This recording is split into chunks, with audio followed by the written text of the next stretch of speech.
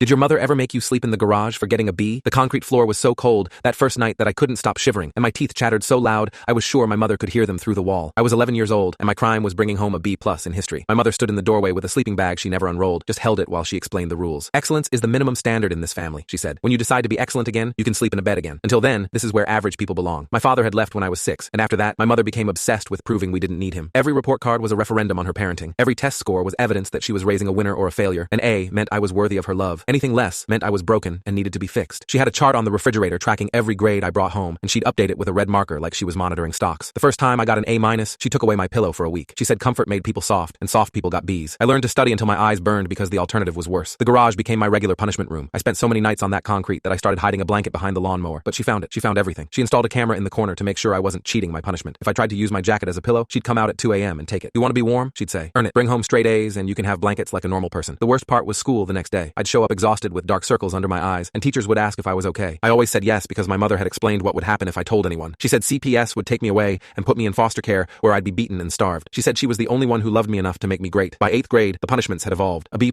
meant the garage. A B meant no dinner for 2 days. An A meant I had to stand in the corner of my room facing the wall from 8 p.m. until midnight, and she'd check the camera to make sure I didn't sit down. I once collapsed from exhaustion during a standing punishment and woke up to her pouring cold water on my face. Get up, she said. You still have 3 hours left. I started developing panic attacks before every test. My hands would shake so badly I could barely hold my pencil. A guidance counselor noticed the shaking and asked me about it. I told her I just got nervous about tests. She gave me a stress ball and sent me back to class. Nobody looked deeper. Junior year, I got my first C. It was calculus, and no matter how hard I studied, the concepts wouldn't stick. When my mother saw the report card, her face went completely blank. She didn't yell, she didn't lecture. She just walked to the kitchen, opened the cabinet, and started removing food. Every box, every can, every package went into her car. She drove it to a storage unit and locked it there. You eat at school, she said when she came back. You get nothing here until that grade is fixed. If you're hungry enough, you'll figure out calculus. For 6 weeks, I survived on school lunch and whatever I could steal from the cafeteria without getting caught. I lost 15 pounds. My ribs started showing. A friend asked why I never ate at his house when I came over, and I made up lies about allergies. My English teacher, Mrs. Whitfield, noticed first. She kept me after class and closed the door. Something's wrong, she said. I've been teaching for 20 years, and I know what a kid in trouble looks like. You're not leaving until you tell me the truth. I broke down completely. I told her everything. The garage, the food, the camera, the standing punishments, all of it. I showed her the photos I'd secretly taken on my phone of the garage setup with the camera she'd installed, time-stamped over 3 years. Mrs. Whitfield's hands were shaking when she looked at them. She didn't send me back to class. She walked me directly to the principal's office and called the police herself. A detective came within the hour, and I showed him the same photos. He asked if I had any other evidence. I pulled up the family cloud account my mother didn't know I could access. It contained hundreds of hours of footage from that garage camera. Footage of me shivering on concrete for 3 years. Footage of her standing over me, explaining why I deserved it. They arrested my mother at her office. The detective told me later that she tried to explain it was just tough love and that I was too sensitive. The prosecutor didn't agree. Neither did the jury when they watched 11-year-old me crying on that garage floor while my mother lectured me about the correlation between comfort and failure. Her own surveillance system became the primary evidence against her. She documented her abuse in high definition because she never thought anyone would see it but her. My mother got 6 years. I graduated with honors and a full scholarship. I sleep in a warm bed every single night now, and I haven't checked a grade since college.